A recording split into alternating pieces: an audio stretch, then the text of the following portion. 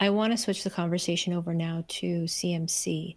And in a true outlook perspective for 2024, what are the developments that you expect on the CMC side for advanced therapies this year? Dr. Marks, you could take that one. So no, thanks. There is a bespoke gene therapy consortium which is being run under the auspices of the Foundation for the National Institutes of Health. They are trying to come up with a standardized playbook of gene therapy manufacturing. I think hopefully progress will be made in that regard.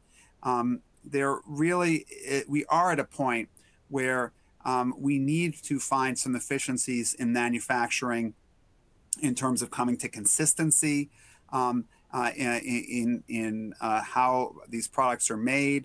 That will facilitate technology transfer and hopefully reduce the costs that are associated with their production by contract manufacturing organizations.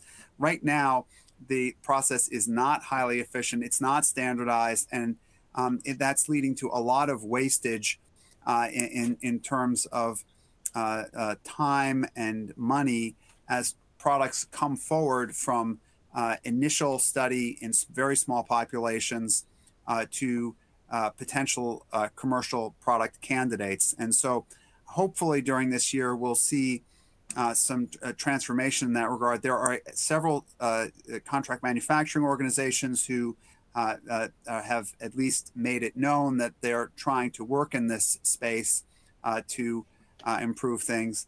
And hopefully that will make a difference, because that really is becoming a barrier to moving forward somewhat.